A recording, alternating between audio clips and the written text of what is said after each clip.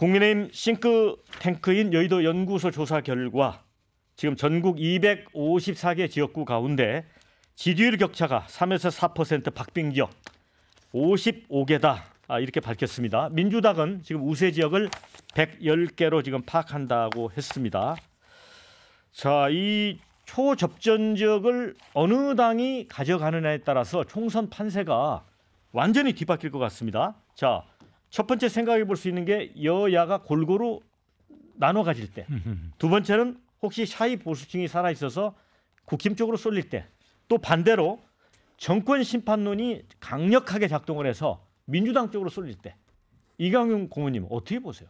네, 지금 양당이 1000표 내외 또는 4~5% 포인트 미만으로 함부로 승리를 예측하기 힘든 곳들이 한 50군데 정도 되는 거 아니냐 그런 얘기들이 나오잖아요. 그 얘기는 어느 당 후보가 이기더라도 크게 이상할 게 없는 초박빙 선거구가 한 40~50개 된다. 이렇게 볼 수 있을 텐데 막판에 어느 쪽 지지자들 그리고 잠재적 지지자들을 누가 더 강하게 결집시키느냐 그 싸움이겠죠. 대략적인 예측은 일당을 어디가 할 것이다 이런 거에 대해서는 큰 이견은 없는 것 같긴 해요. 그런데 지금 박 앵커 말씀하신 대로 한 50군데 최대 50군데로 추정되는 곳에서 반 이상을 어느 한쪽이 가져가 버리면 두 당의 예상됐던 의석보다 훨씬 줄어들 수도 있는 거고 그게 좀 더 극단적으로 어느 한쪽으로 많이 쏠려버리면 아슬아슬한 시소 게임이 되거나 그동안 많이들 예상해왔던 것보다는 또 다른 것일 수도 가능성으로 따지면 없지는 않겠지만 한쪽이 결집하면 또 다른 쪽에서도 반작용처럼 또 강한 결집도 일어날 수 있는 것이니까 조심스럽게 지내야 하는 며칠이 남은 게 아닌가 그런 생각이 듭니다. 네. 그런데 지난 21대 총선 그 출구조사에서 박빙 지역 70여 곳이 민주당 승리로 가버렸잖아요. 그래서 사실은 보면 두 정당이 그 득표율을 보면 차이가 별로 크지 않았는데 의석은 완전히 쏠렸잖아요. 그랬어요. 그때 1당과 2당의 지지율 격차는 약 8.4%포인트였는데 의석 차이로는 70개가 넘었으니까 굉장히 소선거구제의 특성인데 0.5%포인트를 이겨도 한 석, 18%, 20%포인트로 아주 멀찍이 따돌리고 이겨도 한 석 그런 거니까요. 근데 지난 대선과 같은 지난 총선과 같은 격렬하고도 급격한 표쏠림이 자주 일어나는 일은 아닌데 이번은 선거 전 진행 양상을 보면은 정권 심판론이 좀 강한 바람을 작용했던 건 사실이거든요. 귀추가 더 주목이 되죠. 자, 정광재 대변인, 지금 이강용 고문께서 이번에 정권 심판론이 강력하게 광범위하게 작동한다고 하셨어요. 그러면 지금 국민의힘은 서울 15개, 인천, 경기 11개, 부울경 13개, 충청권 13개, 광원 3개. 요것을 이제 일종의 박빙 지역 55개로 보고 있는데 정권 심판론이 강력하게 작동한다면 한쪽으로 쏠려버릴 수도 있잖아요. 이런 부분에 대한 우려를 하고 있나요, 당에서? 우리 정당이 가장 걱정하고 있는 것도 지금 여론조사 결과상에 나타나는 정권 심판론이라는 이 거대 프레임을 어떻게 극복할 거냐 이 부분일 겁니다.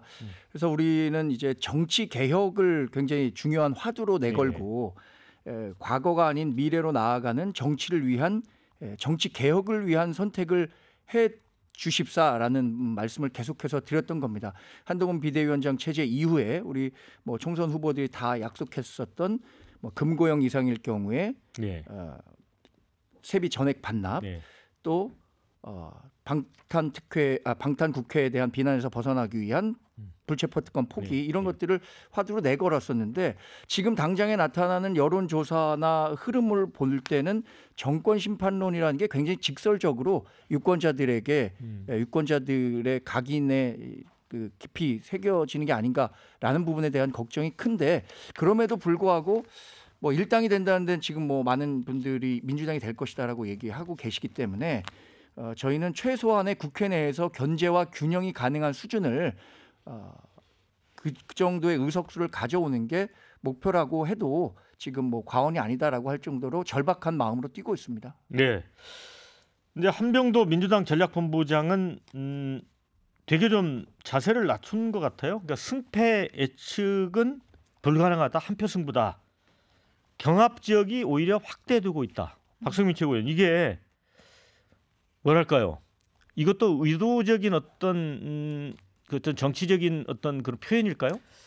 그럴 수도 있고 아닐 수도 있고. 예. 근데 뭐 선거라는 게 결국에 이제 오만하면 진다, 그러니까 고개를 들면 진다 이런 이야기가 있지 않습니까? 예. 그러다 보니까 아마 당에서도 특히 이렇게 사전 투표가 시작이 되고 본 투표까지 얼마 남지 않은 이 시점에서 우리가 가장 경계해야 될 게 무엇이냐라고 보면 결국 오만인 거예요. 예. 그러니까 민주당이 뭐 사실 기세가 좋다라고 할 수도 있죠. 왜냐하면 지금 정권 심판론이라는 게 사실은 국민들에게 많은 호응을 얻고 있는 것이 사실이고, 정권 심판론이라는 큰 기치 하에서 사람들이 많이 모일 것이다, 민주당에 힘을 주실 것이다, 이런 전망도 많지만 사실 그걸 민주당이 이제 너무 부각시키거나 어떻게 보면 자만하는 태도를 보이게 되면 어차피 민주당이 될 거니까 나는 민주당에 투표 안 해도 되겠다라는 생각을 하시는 분들이 생겨날 수 있어요. 투표장에 안 가실 수도 있고. 그런 것들까지도 다 전략적으로 고려해서 끝까지 방심할 수 없다. 무조건 여러분 투표장으로 나와달라, 이렇게 가는 거죠. 자, 김부겸 민주당 공동선거대책위원장이 좀 더 이제 구체적인 언급을 했습니다. 2%대의 초접전 지역구가 30곳이다. 그러면서 뭐라고 얘기했냐면 피가 마른다, 이런 얘기를 했거든요. 네. 자, 이강윤 고문님, 이게 2%라고 하는 게 여론조사에서 네. 격차라고 하는 게 정말 피가 마른다고 표현할 수 있는 거예요? 예, 뭐 정확한 표현 같아요. 예. 김부겸 전 총리 같은 분은 선거도 여러 번 치러봤고, 그 여론조사가 결코 네. 모든 것을 보여주는 넓은 창문은 유감스럽게도 못 될 때가 많습니다. 예. 더군다나 2% 포인트보다 그 정도 선이거나 그보다 더 작은 구간이라면 예. 잡아내는 게 이상하다고 말할 정도로 예. 일단 허용 오차가 예. 요즘 국회의원 선거구는 대개 500샘플을 조사를 하거든요. 네. 허용 오차가 플러스 마이너스 4.4%입니다. 그럼 위아래로 8.8, 거의 9%폭에 예. 달한다는 건데, 그중에서 2 내지 3% 포인트를 잡아낸다는 것은 확률이나 통계적으로도 대단히 힘든 것일 뿐더러 네. 여론조사가 그동안 전국 대선 때와는 달리 전국 254개 선거구를 항상 균질하게 여러 차례 해오고 있는 건 아니거든요. 언론에서 관심 있는 곳들을 주로 하기 마련이니까 네. 아직 안 끌러본 데서도 의외의 것도 나올 수 있는 것이고, 막판의 결집의 강도, 그것은 여론조사로 찾아내기 쉽지 않습니다. 예. 자, 근데 한동훈 비대위원장은 초박빙 지역에서 이기면 승리할 수 있다. 네. 그러니까 뭐 승리라는 표현이 일당을 의미하는 건지 뭔지 모르겠어요. 그리고 무너지면 또 개헌 저지선이 무너진다. 그러니까 제가 이야기하는 되게 좀 상반된 거거든요. 이게 무슨 뜻이에요? 근데 55개 지역이 저희가 예. 초박빙 예. 지역이라고 했잖아요. 55개 지역이 그만큼 그 절대적인 비중을 차지하는 거죠. 만약에 55개 지역에서 우리가 모두 승리한다고 한다면, 개헌선이라고 한다면 예. 100석이니까 예. 다 승리한다고 한다면 당연히 원내 일당 과반 정당이 되는 거고, 여기에서 뭐 다 패배하게 된다면 100석 아래로 떨어진다는 계산인데, 아까 말씀하신 것처럼 초박빙 지역 2% 포인트 정도의 차이가 나는 지역이 갈수록 그 증가한다는 네. 것에는 저희도 인식을 같이 하고 있습니다. 예. 왜냐하면 지난 뭐 한 3주 전까지만 하더라도 우리 당의 그 지지율이 굉장히 높았기 때문에 네. 그때 당시에는 우리 정당 내에서도 조금 뭐 낙관적인 전망을 내놓는 후보들도 네. 있었고, 예. 그런 부분에 대한 우려의 목소리도 있었는데, 그 후에 이제 정권 심판론이 강화되면서 우리 정당이 조금 고전하는 모습이 펼쳐졌단 말이에요. 근데 이 선거 막판으로 오면서 민주당이 친명 공천과 이 비명 행사의 과정에서 후보가 얼마나 부실하게 검증됐었는가, 이런 부분들에 대한 인식을 조금 중도층에 계신 분들이 확인하면서 우리 정당의 지지율이나 아니면 각 후보의 지지율도 조금씩 올라오고, 그게 결국에 박빙 지역으로 늘어나는 경우가 많았다고 보고 있습니다, 지금. 네. 근데 이제 오히려 보수, 그러니까 국민의힘 측에서는 이런 생각을 하는 것 같아요. 보수 자체가 지금 결집이 안 되고 있다. 아하. 이 고민이 있는 것 같습니다. 네. 왜냐하면 제가 봤을 때 한동훈 비대위원장의 그 연설들이 기조가 너무 바뀌었어요. 네. 분명한 건 그분이 처음에 등판할 때는 5천만의 언어를 쓰겠다. 나 네. 여의도 사투리 쓰지 않겠다라고 강조하셨거든요. 근데 2조 심판을 주장했죠. 그렇죠. 그게 사실 전형적인 여의도 문법이지 않습니까? 네. 그리고 이제 여당, 집권 여당의 사실은 대표로서 선거를 치르는 것인데, 민생 정책이나 대책이나 국가 정책에 대한 아젠다를 이야기하기보다는 소위 말하는 야당 심판론을 꺼내들었고 이재명 대표와 조국 대표를 공격하면서 범죄라는 단어를 굉장히 입에 많이 올리고 있는 상황이거든요. 근데 이런 전략 자체가 이제 여당에게 과연 맞는 선거 전략이냐 이런 의문이 있고 사실은 뭐 비속어를 좀 쓰시기도 하거나 공개석상에서 아니면은 이렇게 말이 좀 꼬이는 모습도 좀 보여주셨어요. 예를 들면 이제 국정 운영의 실패, 지난번에 이제 한 2년간의 실정이 있었던 것이 사실이고 부족한 부분이 있었지만 그게 내 책임은 아니지 않느냐 여러분 이렇게 얘기를 했다가 이제 다음 날이 되니까 이제 저도 책임이 있다, 그러니까 죄송하다라고 갑자기 이제 몸을 낮추는 모습을 보여주셨거든요. 그것만 봐도 아 이분이 상당히 좀 절박하구나. 그러니까 왜냐하면 지금 판세가 심상치 않다, 낙동강 벨트, 한강 벨트 심상치 않다 이런 이야기가 나오다 보니까. 아무래도 보수 지지층의 결집 이런 것들을 위해서 점점 말의 강도가 세지고 있는 것만 보더라도 지금의 흐름을 읽을 수 있는 것 같습니다. 네, 자 이제 그 4일날 발표된 MBS 전국 지표 조사하고 또 같은 날 KBS가 보도했던 그 여론조사 내용이 약간 좀 엇갈리는 게 나왔습니다. 그 MBS 전국 지표 조사를 보면 총선 지역구 투표 의향이 국민의힘이 39%, 민주당이 37%로 뒤집혔습니다. 몇 주 전과는 또 달라진 흐름이 나타났습니다. 그래서 이강훈 교수님, 이게 정권 심판론 이게 굉장히 강력하다고 했는데 네. 왜 이런 결과가 나왔을까요? 정권 심판론이 며칠 사이에 뒤집어졌거나 아주 넓어졌다고 보기는 좀 뭐하죠. 예. 그리고 그동안 NBS라는 그 아마 NBS 용어를 아시는 분도 많겠지만 또 처음 보시는 분들 예. 이게 뭔가 싶을 텐데 여론교 조사기관 4군데가 모여서 자체적으로 예. 격주로 하는 거예요. 언론사 의뢰 예. 없이. 예. 그 사이에 갑자기 휘발되거나 없어졌다고 보기는 좀 뭐한데 예. 여론조사 응답의 특성상 예. 특정한 정치적 견해나 입장에 서 계신 분들이 좀 더 많이 반응을 하면 이건 이른바 과대 표집이란 건 아닙니다. 네. 그들이 먼저 반응을 해오고 그 통화를 완수해서 하나의 셀이 만들어져서 쌓이면 이제 여론조사가 수행이 되는 건데 그분들이 공교롭게도 먼저 많이 좀 잡힐 수가 있어요. 그러면 그쪽 견해가 좀 많이 반영이 될 수밖에 없는 거죠. 이건 어디에서 어느 나라에서나 하는 여론조사나 다 똑같은 방법인데 39대 37이면 수치상으로만 보면은 한쪽이 2개 정도 많지만 39%대 37% 이거 역시 오차 범위에 있는 것이고 그렇게 크게 벌어진 것은 아니다. 다만 보수 쪽 견해를 가지신 분들이 최근에 급격하게 위기의식을 많이 느껴서 투표 동인이 자극되었을 가능성은 충분히 있다고 봅니다. 그러니까 흩어졌던 보수층이 결집한 걸로 볼 수 있다. 흩어졌다기보다는 덜 결집되어 있던 상태고 민주당, 야당 쪽 지지하시는 분들은 정권 심판론이라는 것으로 미리 많이들 결집해 계셨죠. 네. 그러니까 그것으로부터 위기의식을 촉발받아서 보수 쪽에 계신 분들도 뒤늦게 결집이 좀 더 다시 한번 2차 결집이 일어나는 과정 그거에 있는 게 아닌가 싶게 봅니다. 네, 그런데 KBS가 조사를 해서 보도한 내용을 보면 어느 정당을 지역구 후보로 뽑을 거냐라고 했을 때는 2, 3주 전에 격차가 그대로 유지되고 있단 말이죠. 됐어요. 정광재 대변인 이걸 어떻게 봅니까? 두 조사를 보면서.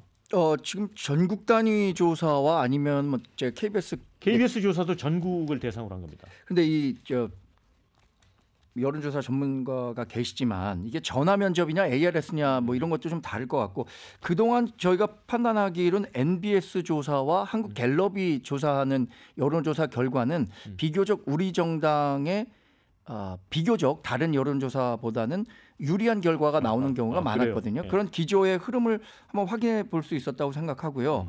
KBS는 제가 정확한 지금 정확한 통계 방법과 여론조사 방법을 모르겠어서 KBS도 이제 일정한 시차를 두고 계속해서 추세를 볼 수 있거든요.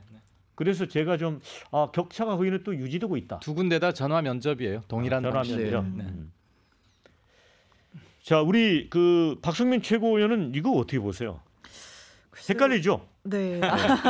근데 이게 워낙 이제 여론조사가 워낙 공표가 많이 됐다 보니까 근데 다만 이게 말씀해 주셨듯이 KBS 조사 같은 경우에는 꾸준히 그 흐름을 추적하는 양상은 그러니까 네. 이게 수치는 오락가락할 수 있어도 이 흐름과 추이를 볼 수 있다라는 게 여론조사에서 전 유의미하다고 네. 생각을 하는데 그런 면에서 이 격차가 좁혀지지 않는다라는 거는 아무리 뭐 민주당의 후보들과 관련한 뭐 여러 가지 설화도 있고 뭐 국민의힘에서도 여러 가지 이야기가 나오고 한다고 하더라도 결국에는 이 정권 심판론이라는 거대한 이 흐름을 깨기에는 좀 그만한 동의이 되지 못하는 것이 아닌가라는 추정은 해볼 수 있을 것 같습니다. 네.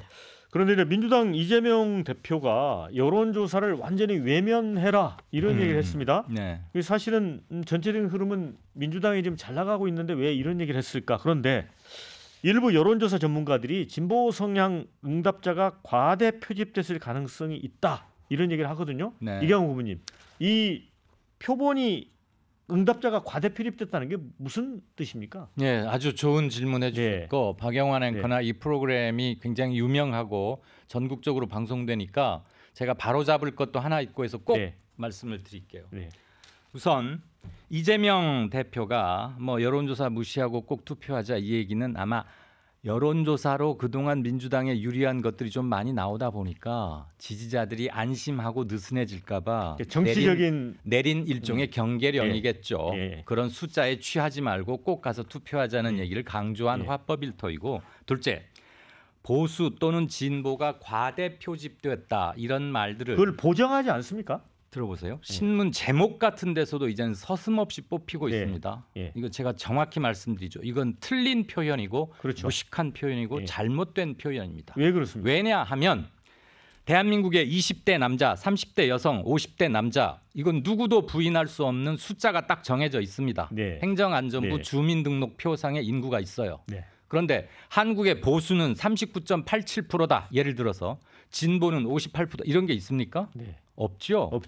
보수나 진보라는 기준이 일단 기준 자체가 없는 거예요. 사람에 따라 매일 바뀔 수 있는 거 아니에요? 그거는 사람에 따라 정말 각양각색으로 판단하는 기준인 것이고 우리가 과대 또는 과소 이 말은 누구도 부인할 수 없는 동일한 잣대의 기준이 있고 그걸 넘으면 과대, 부족하면 과소라고 하는 것이죠. 그러니까 그렇게 말하는 것은 틀리고요. 이렇게 표현해야 합니다. 쭉 이루어져 왔던 그간의 여론조사에서 보수권이 응답해 왔던 것보다 이번에 좀 더 적게 응답했습니다. 또는 좀 더 많이 응답했습니다. 그러다 보니까 보수적 견해가 좀 더 많이 잡히기 쉬운 거겠죠. 그렇게 말을 해야지 보수가 과대 표집됐다. 이건 틀린 말입니다. 틀린 말이다. 네. 자, 그런데 이제 정한울 박사 같은 경우는 최근 2년 사이에 선거 여론조사 응답률이 한 21.9%에서 13%까지 떨어졌다. 매우 중요한 지적입니다. 그래서 응답률이 낮은 조사일수록 민주당 지지율이 또 과대 대표된다. 또 이런 얘기를 하거든요. 이것도 맞는 얘기예요? 추세적으로 그렇게 볼 혐의는 많이 있습니다.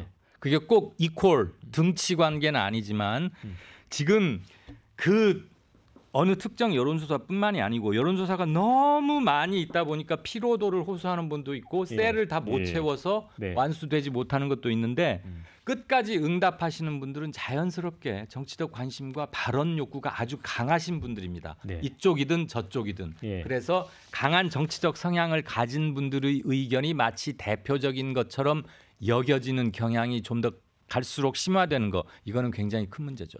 그러니까 비응답자, 비적극 응답자들의 응답을 유도해낼 수 있는 이를테면 콜백 횟수를 늘린다거나 기술적 보정 방법들이 좀 더 다양하게 강구됩니다. 저도 뭐 과대 표집됐다라는 말에는 뭐 지금 이광윤 소장님 말씀하신 것처럼 절대적으로 우리 국민의 몇 퍼센트는 보수고 몇 퍼센트는 진보고 몇 퍼센트 중도였다라는 객관적인 숫자를 제시할 수 없기 때문에 과대 표집이라는 말에는 어폐가 있다고 생각합니다. 다만 이 사안에 따라서 그 시기와 정국에 따라서 자기들이 적극적으로 목소리를 내는 그 계층이 있는 방면에 이 불리한 이슈에 대해서는 내가 여론조사에 응하고 싶지 않다라고 해서 이 여론조사를 회피하는 사람들이 많아지는 현상은 분명히 있다고 봅니다. 그러니까 최근 뭐 한 2, 3주간에 정권 심판론에 대한 여론이 굉장히 강하게 부니까 여론조사 와봤자 내가 뭐 특별히 여론조사에 응하고 싶지 않다라고 하는 이른바 뭐 샤이 보수들도 있고 정권 심판론에 반대하는 사람들도 있고. 그러면 정광재 대변인은 샤이 보수가 좀 존재한다 봅니까? 최근 한 3주간에는 분명히 있었다고 봅니다. 그래서 지금 여론조사가 한 4%, 5% 정도 우리가 뒤지는 경우가 나오는 경우가 있다고 하더라도 이 지역은 최종 투표율까지 고려했을 때 우리가 100% 다 투표하는 건 아니잖아요. 대략 뭐 65% 정도 이번에 투표율이 나온다고 생각하면 한 4, 5% 정도의 차이는 충분히 우리가 뭐 극복하거나 아니면 동등한 수준으로 볼 수도 있다라고 인식할 수 있을 것 같습니다. 네.